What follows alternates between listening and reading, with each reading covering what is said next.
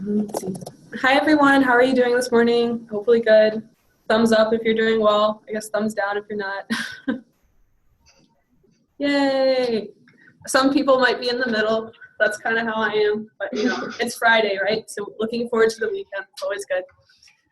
So today, Sneha and I are going to be talking to you about multiculturalism and the role of minority populations in Hungary and India. So first, we're going to ask you guys to have a quick focus activity to connect what you've been learning about as well as what you will learn about today with us. So I'm going to share screen, I suppose. Sneha, I can't remember, are you the one who's supposed to be leading this or is it me? And you're frozen.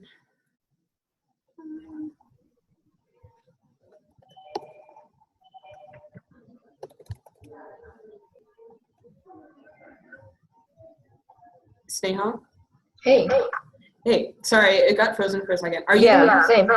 Are you the one who's supposed to be leading the focus activity, or is it me? I'm sorry, I couldn't. It doesn't really matter to me. Okay, I'll do it. Okay. Okay, let's see. So, I'm going to view this and, or no.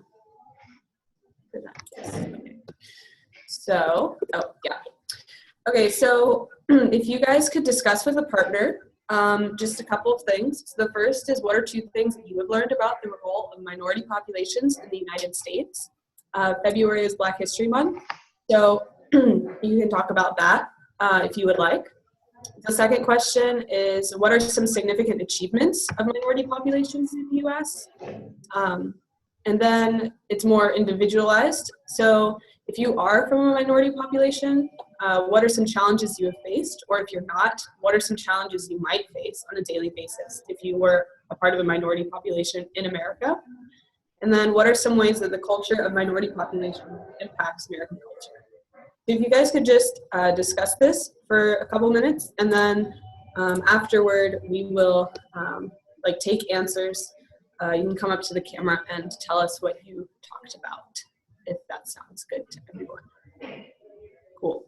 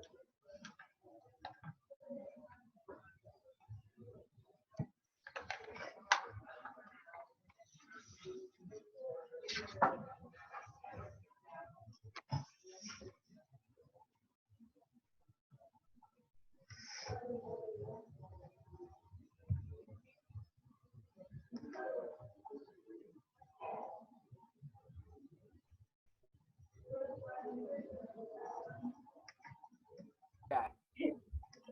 So, yes, ma'am. So, two things that I've learned about the role of minority populations in the United States is that they are treated unfairly and that they are very highly stereotyped.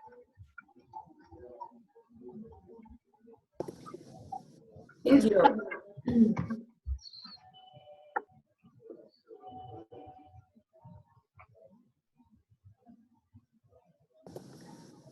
Does anyone else want to answer question number one?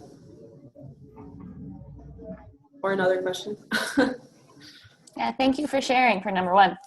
Yeah, really.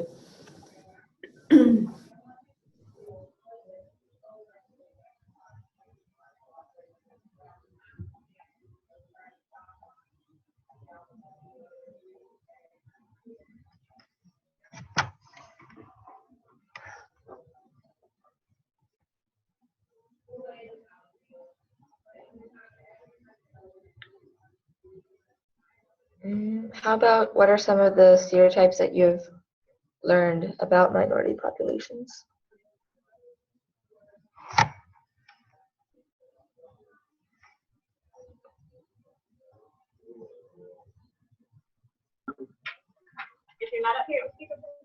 Yeah, for number 2, minority populations have brought different cultures and new ideas to the U.S.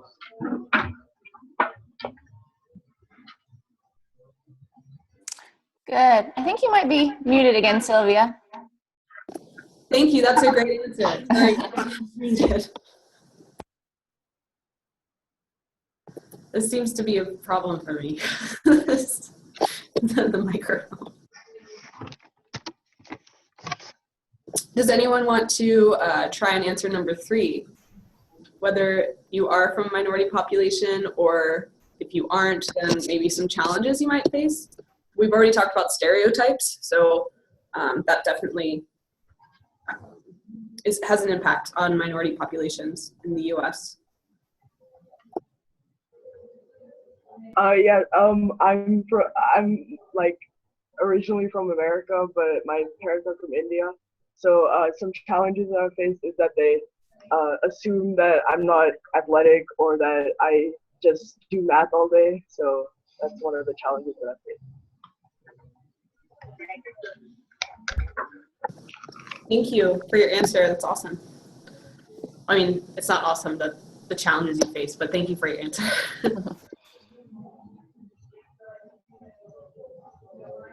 Anyone else want to give it a go?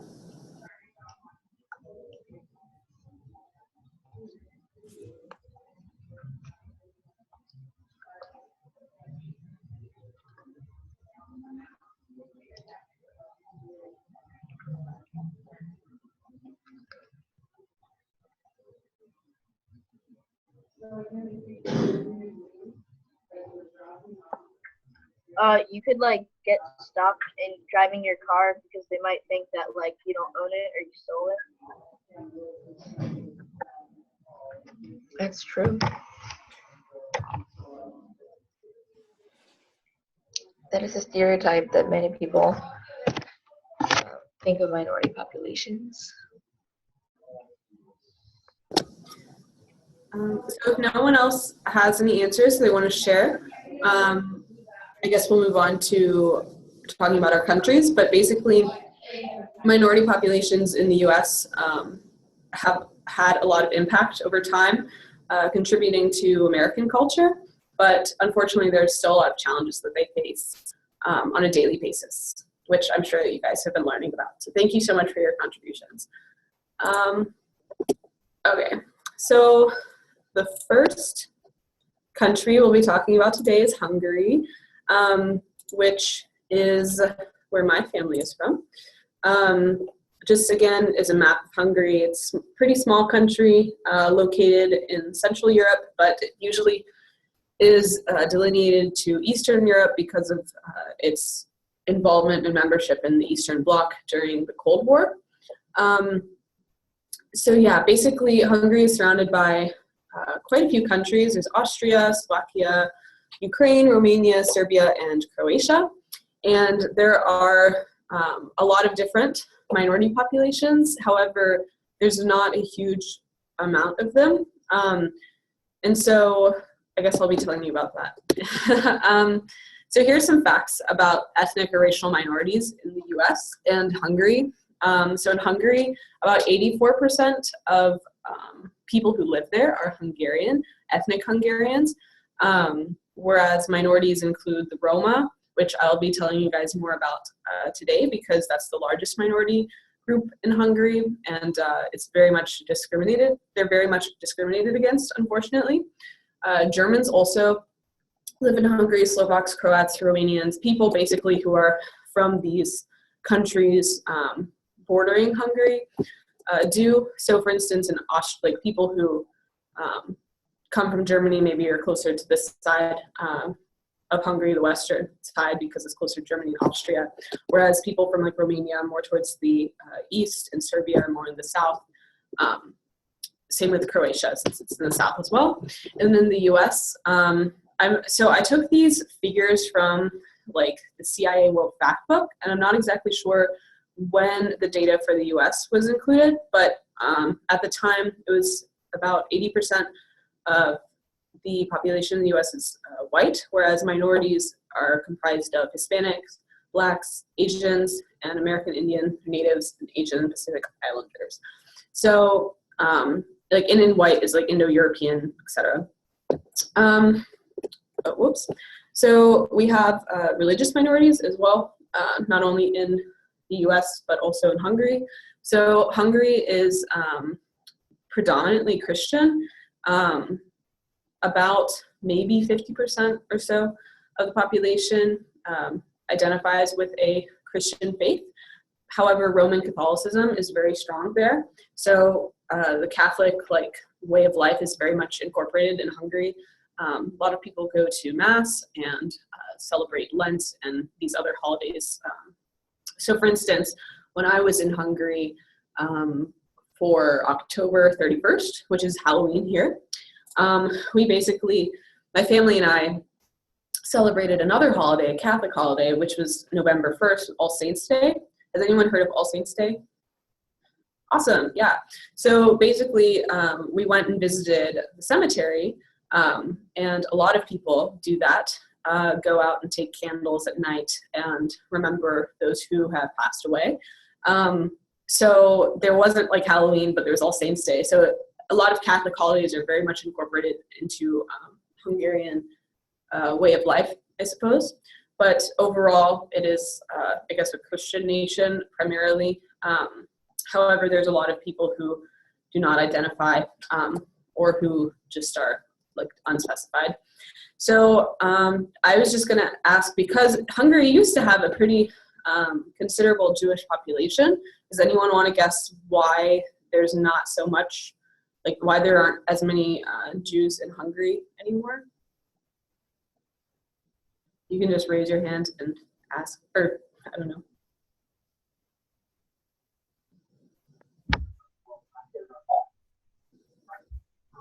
Hey.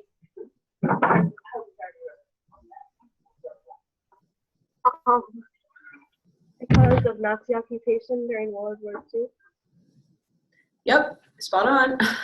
Unfortunately, during the Holocaust and during World War II, a lot of the Hungarian Jewish population was either deported to work camps or just executed. So for like the first part of the war, for most of it actually, Hungary was a relatively safe place for Hungarian Jews.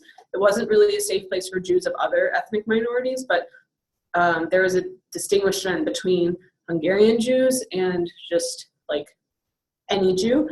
And Hungarian Jews were, although persecuted, protected for the most part.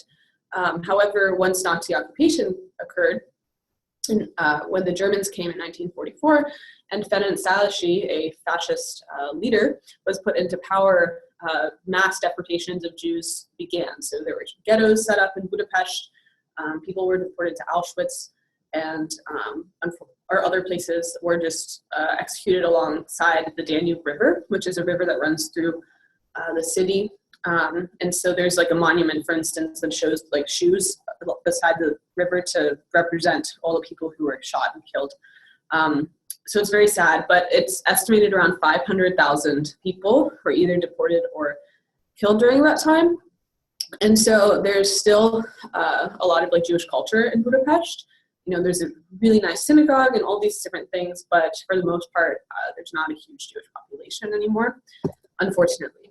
So this is just an example of, like a historical example of discrimination based on, you know, minorities. So here's just another quick comparison is like languages.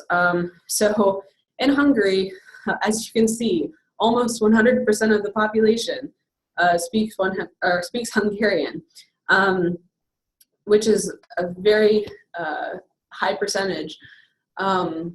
So the reason why some of these, like, it doesn't add up to 100 is because some people are bilingual or trilingual. But English is the second most spoken language, and then German.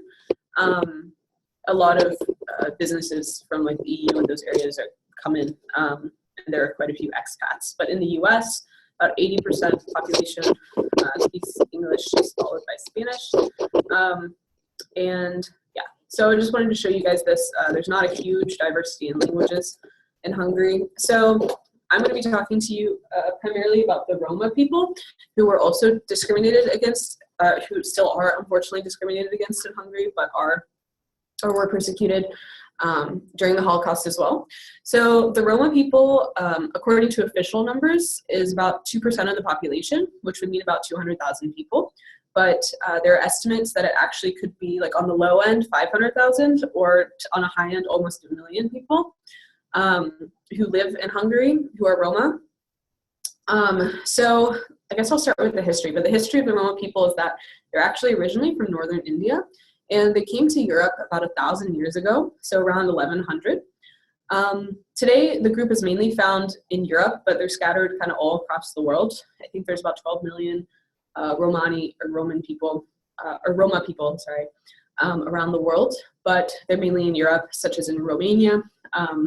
But throughout their history, unfortunately, they were enslaved. At first, when they came to Europe, such as the Ottoman Empire, expelled, such as in Germany, they were just kicked out, or executed, such as in the Holocaust. So during the Holocaust, the amount of deaths of Roma people is uncertain, but the estimates are between 250,000 and 1 million, because, of course, during the Holocaust, a lot of different people were persecuted against. Unfortunately, today, not only in Hungary, but just in Europe in general, the Roma people are discriminated against. In Hungary, there is an institutionalized discrimination. So in terms of employment, housing, education, healthcare, basically they're discriminated against. Politically, there's a lot of anti-Roma sentiment, and usually they're demonized or, basically spoken badly against with derogatory language. But the government in Hungary denies this. However, of course, there are speeches and there are things that you can actually see that, yes, this is occurring. Excuse me. And unfortunately, so the Roma unemployment rate in Hungary is about 70%, according to 2012 figure. That might have changed, but it's very high. And there's segregation, so they usually live in separate, neighborhoods or dominantly Roma neighborhoods. So there's a suggestion that maybe one of the reasons why they remain so isolated and why they're so discriminated against is because they really try to avoid assimilation, or at least some of them do. So they try to preserve their own culture, but they have had this history where they've been persecuted against for so long that it makes sense that they would not want to necessarily be integrated into the culture, because they might get hurt again. But so unfortunately, there's definitely a lot of problems still going on with the Roma in Hungary in general. Unfortunately, because of it, there's a very far right political party called Jobbik, which is like to make Hungary better, or that's their slogan. But they're very anti-Semitic, and they're very anti-immigrant, and they're very anti-Roma, and they got about 17% of the vote, I think, in the last election, which is quite high, unfortunately. So basically, yeah, there's widespread discrimination against the Roma people. So Hungary is does not have the most amount of Roma. However, it does have quite a bit, from this map at least, in Europe, according to a 2008 thing. But Romania, you can see, in Turkey at that time had the most, but Roma can be found all over Europe. And I just wanted to show a couple of pictures. So this is like traditional Hungarian dress, traditional Hungarians, I suppose. And in Hungary, there's about 10 million people or so. Most of them are ethnic Magyars or Hungarians. And these are the Roma. Since they came from northern India, they look a little different. Unfortunately, they live most of the time in basically camps, or almost like camps, but where there's not very good housing, and it's just not very safe for them. But unfortunately, their plight is not only a Hungarian issue, but it's a European-wide issue. So that's my spiel about Hungary and the Roma population. And next we will go to India, and I will let Sneha take over.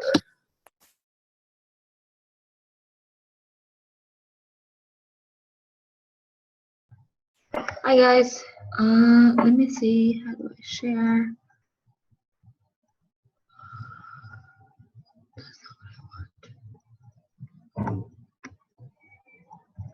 Okay, this is what I want.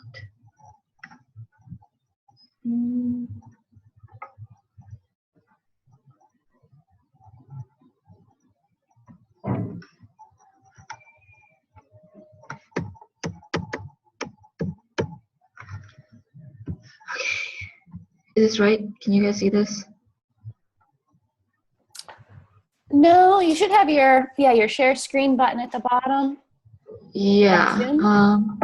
If not, Sylvia can maybe pull it up. Oh, I got it. Hang on. Okay. How's that? Yep. We see it. Okay. Okay. All right. Hi guys. I'm gonna talk to you about minority populations in India. So here we go. Well, that's the map of India. You guys have probably seen this before. But so India is there's two different types of minorities in India.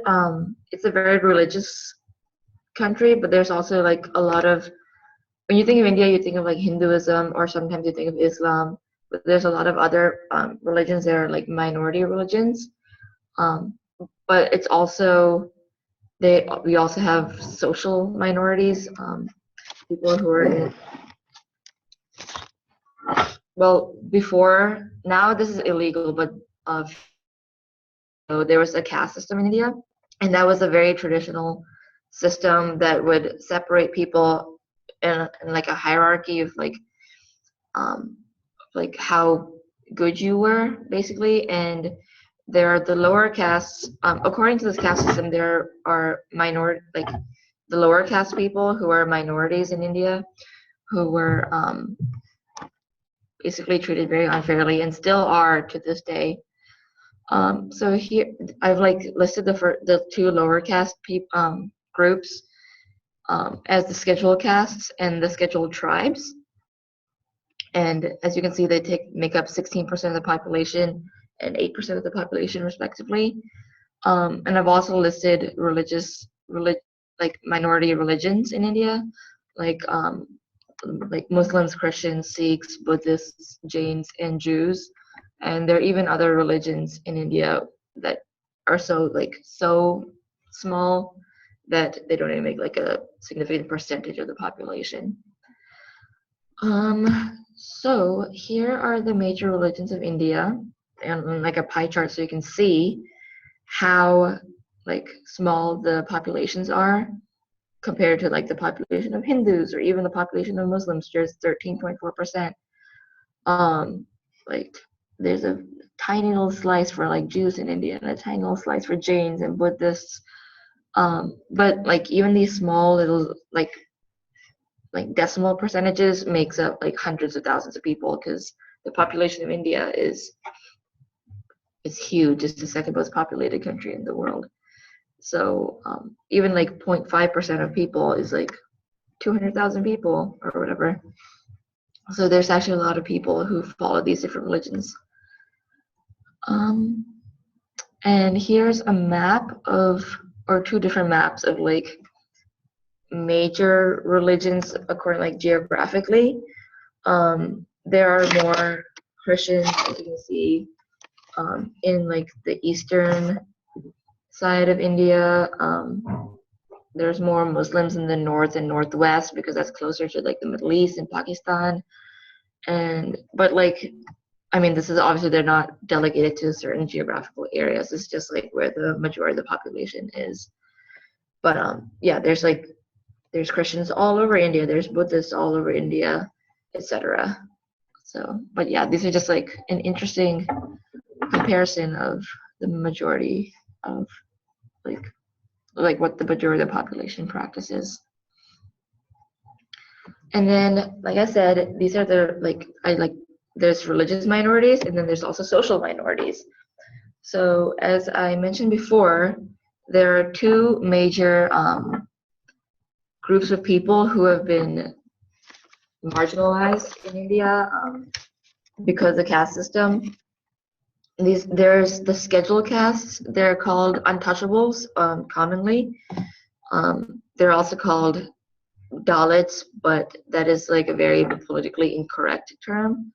It's not necessarily like rude, but it's just incorrect, and you shouldn't say that. So, like politically, they're called the scheduled castes, and the majority of these people are Hindus, but some of them also belong to other religions. So this is not like a religion-based like difference. This is because of their caste, and the reason they're in this like lower caste is because they have traditionally been the ones who have taken care of like cleaned up the wastes of other people, or they're like servants. They clean like the sewers, and they also take care of the dead, and they like prepare them for funerals or prepare them for cremation.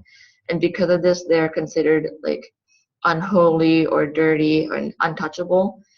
And like back in like even 50 years ago or 100 years ago, like people weren't allowed to talk to these people, and like the untouchables, they weren't allowed to look at them, touch them, talk to them. They were like basically unseen or ignored. But since the caste system has been abolished, they are more they're getting like more rights in society and stuff, but they're still very marginalized. They still are like delegated to these traditional jobs. They don't really get jobs. They like get like very low level jobs. They don't like get into like higher paid jobs or higher like, or jobs that are like considered for like better or like more acceptable. And they are like, there's like the education system is like biased against them, the workforce is biased against them. Even like religious places like temples or churches and stuff are biased against them. Like they just don't have many rights, but they are fighting. They're constantly fighting, and they're like putting on protests and like trying to get more rights in society. And then the other marginalized group I want to talk about are the scheduled tribes. This is the name given to various tribal groups and indigenous people of India before like the Aryans came in from the Middle East and like even from like I guess like Eastern Europe / Western Asia. There was like the Aryans who came in from that area into India, but before that there were like indigenous tribes, like how we would call like the Native Americans in America. And so these are various tribal groups and indigenous groups who follow their own religions. They follow like various religions. They all have their own like pagan religions, or that's what like they're called. And they're separate from the majority of society. They don't really like mingle with society. They don't really live in cities or anything. That you'll find more of them like in like rural villages and stuff like that. But they are also just as marginalized as the scheduled castes, if not even more. And yep. So these are some pictures that I have of the scheduled castes people, or the untouchables. As you can see, they like are also living in very rural areas, and they're very poor. They don't have many opportunities to get rich, but they are living their lives happily, I guess, or not happily. But yeah, that's the end of that. So, as our discussion, we wanted to like talk about the minority populations in the United States again, as well as minority populations in Hungary and India that we just talked about, and how are they treated differently? How can you like compare the treatments between the 2 countries or 3 countries? And how has the treatment of these populations like changed over time? Especially in the U.S. or even in Hungary and India. Yeah. So if you can like discuss with your friends or your partners at your tables, and I guess come up and answer the questions.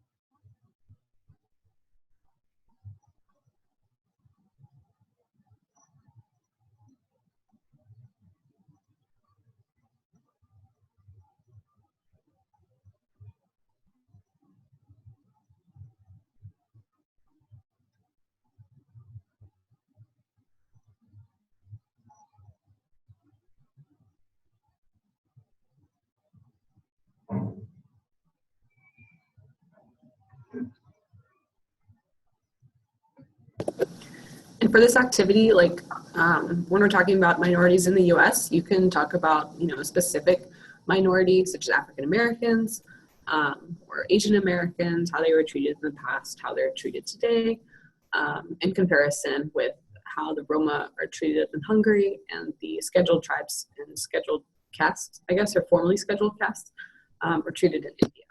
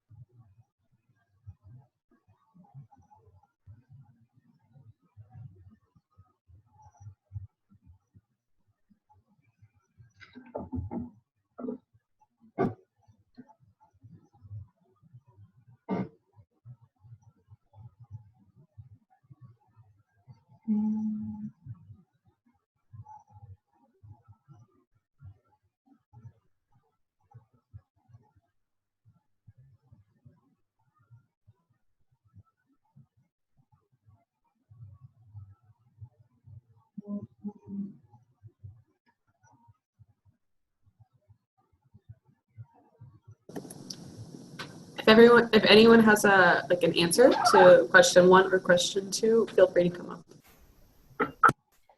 So yeah, it could be any similarities and differences you guys see, or anything that maybe even surprised you about what you learned about Hungary or India today.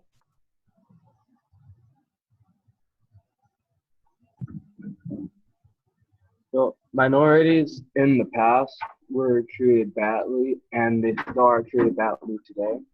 Except in the past, it was more of making them leave or just killing them. And today, it's more economically discriminating against them. Great answer, thanks. Yeah, and that's definitely true at least in India with these, like with the scheduled castes. They were killed a lot in the past, but now they're just economically discriminated against. I thought in like India, the minorities were discriminated a lot more than they are in the U.S.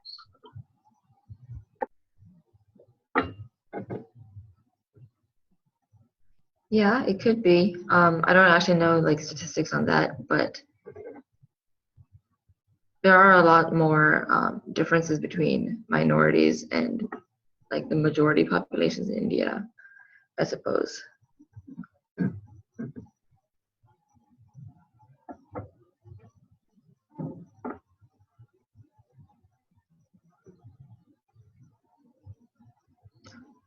Do this with them. Okay. I feel like there are some groups that get marginalized for political gain.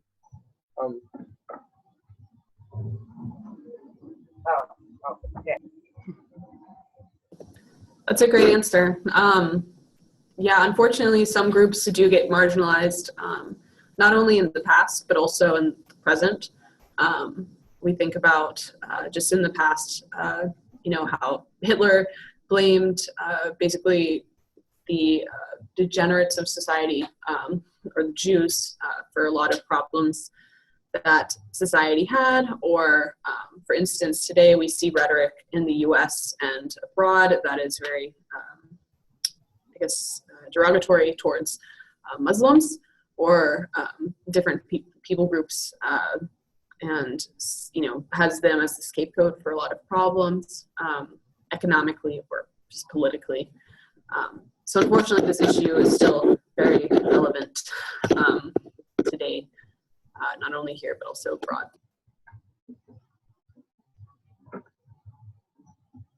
Anyone else want to give it a try? If not, that's okay. We'll just close, but.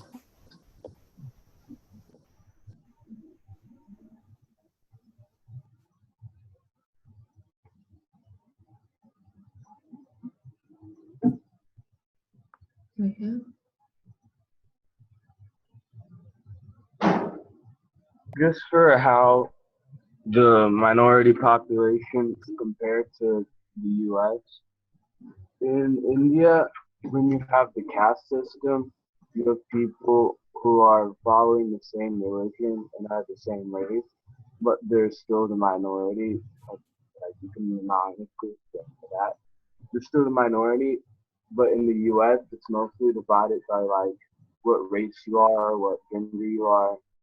So yeah. Yeah, that's very true in India. There are many different religions, but there's not many different races.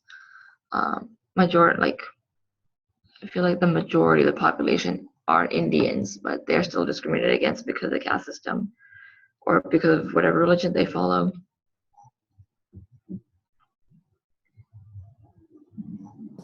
In Hungary too, there's not a huge, sorry, go ahead. I was just gonna say, you guys have come up with a lot of really thoughtful and good comparisons and contrasts, but yeah, go ahead, Sylvia.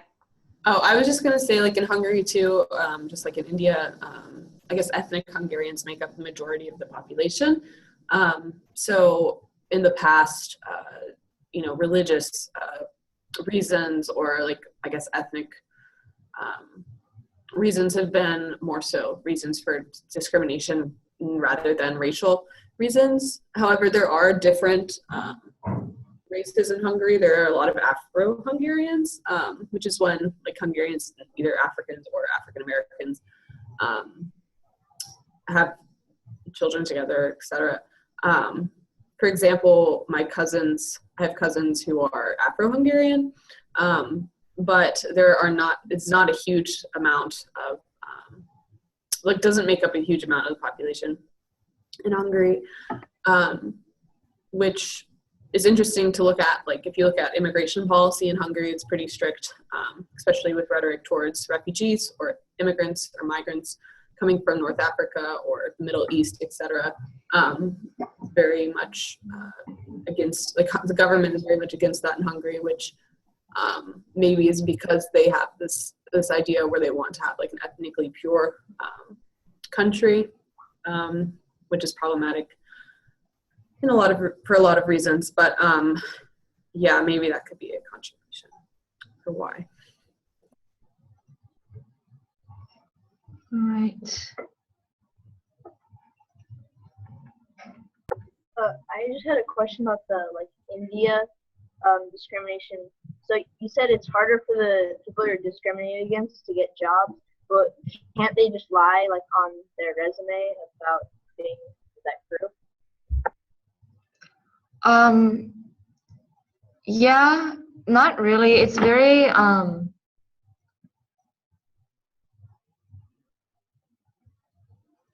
I don't know, it's kind of you can tell from what they're from their past experiences, or from their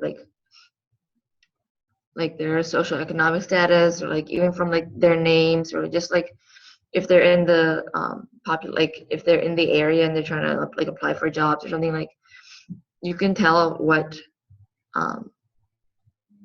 if they're part of the scheduled caste or not, or even what rank in the caste system. So even though it is outlawed, it's still very prominent in society. And yeah, and people from different castes are technically not they don't like to marry within different within a different caste. So they're still very divided. So it's pretty easy to tell, and because of that, it's even more unfair because they can lie, but it's just straight discrimination from the employer at that point. Sneha, can you talk a little bit about if people from different castes marry, or from different groups in India marry? I know I have a friend whose parents are from kind of two different social groups in India and got married, and it was really looked down upon that they had a child together. Yeah, that's one of the main reasons the caste system was abolished, was because of arranged marriages and how popular they are in India, and how the caste would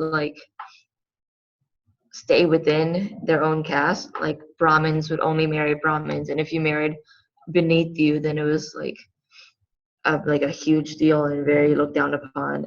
And sometimes they would even be cast out of the family, or whatever, because of that, which is it's a very interesting problem, because there's really no basis for it anymore. In hundreds of years ago, there was a basis for it. They would try to keep different castes separate, just so that, because of socioeconomic status and compatibility and stuff like that. Brahmins were supposed to be scholars, and they wouldn't really be able to live with someone who was a merchant or something. But that was very, very, very long ago, and now the caste system is completely irrelevant to daily life, except for in to your individual life, except it's very prominent in society, and it's very strange. But yeah, it's still to be married into a different caste is often happens through economic issue means, if you don't, for some reason, if your parents arrange a marriage for a girl from a higher caste, but with a guy from a lower caste, then it could be for economic means or something, or it's usually considered a love marriage, and that's also looked down upon in some areas. So yeah. but it's getting better.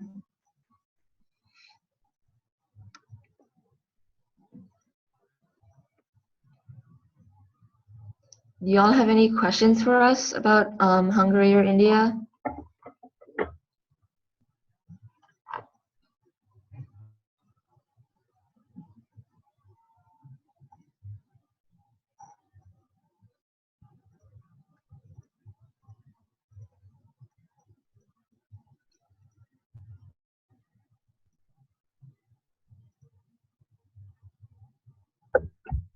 I actually wanted to say one thing about like the arranged marriages. I know that when my mom and dad moved to America, they actually kept their Muslim identity and the fact that they had an arranged marriage a secret, because they know that that would be looked down upon in America. Yeah, that's an interesting comparison, actually. It's the opposite here. Having an arranged marriage here is looked down upon, and having a love marriage in India is like very strange. So, yeah. They're both very legit forms of marriage. For number two, I wanted to say that I think that the minority populations in the U.S. is treated better than the current treatment of Roma, because it seems like a lot of people are against the Roma, and at least here we have support and we're trying to fight for equality for all. Yeah, I think I would agree with that. It seems like there's at least been more progress in the U.S. With treatment towards minorities than with treatment towards the Roma population in Hungary.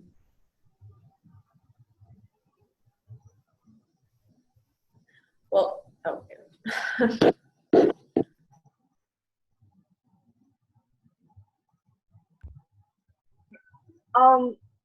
About what Rohan said though, we have made progress in the U.S. I would think that currently, like most recently, it started to get a little worse, just because of current political division and controversy and that sort of stuff. Yeah, I definitely agree with you.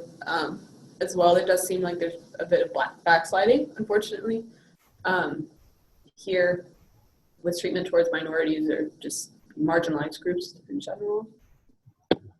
Yeah.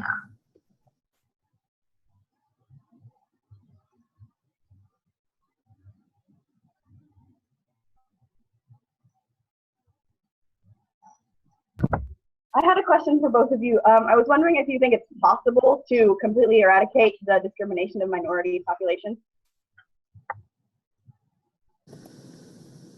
That is a good question. Sneha, would you like to take a stab at that first?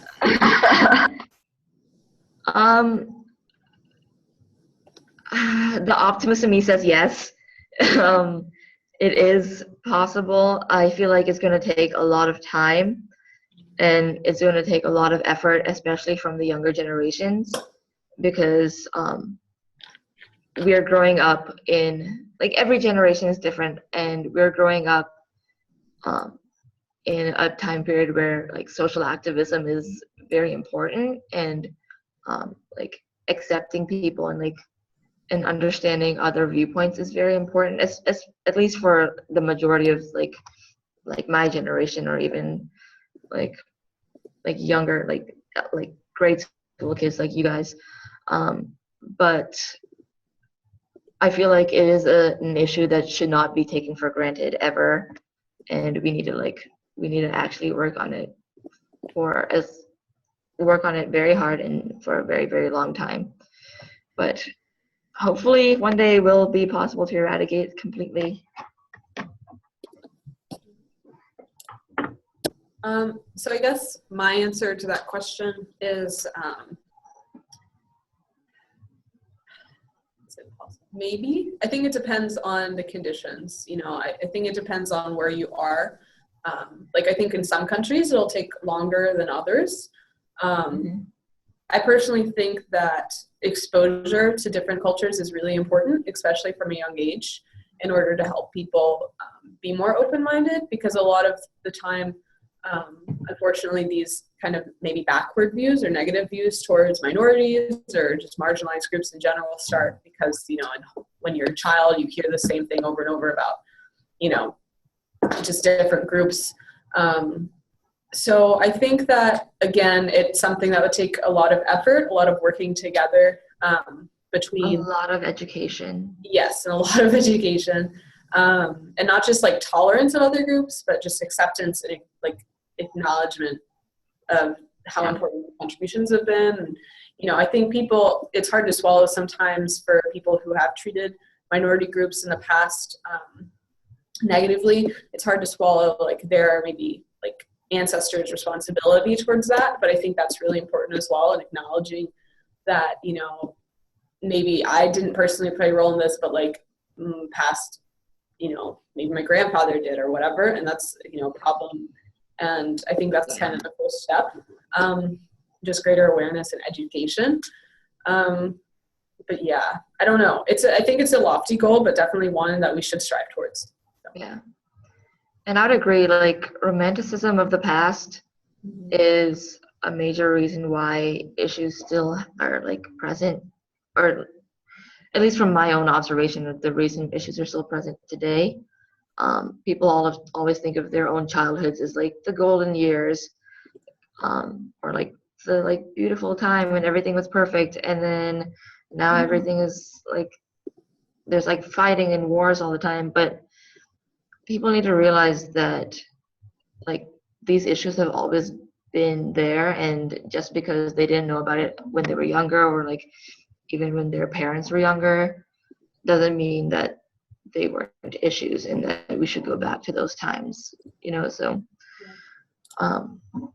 it's just a lot of education, and like you said, it's not tolerance, it's actively making people feel accepted and giving them opportunities, and like actively fighting for equality, and not just we're not going to hurt you anymore, but actually we're going to help you kind of ideology that was going to.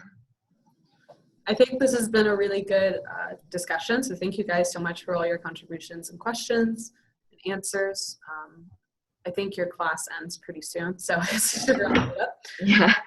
But basically, just the goal of today is just to show that, unfortunately, not only in the U.S. but just in many countries. Hungary and India are complete opposite like sides of the world, Yeah. Very different systems. But unfortunately, racism or discrimination, prejudice still exists there, and it's important to know, I guess, the contributions that minorities make.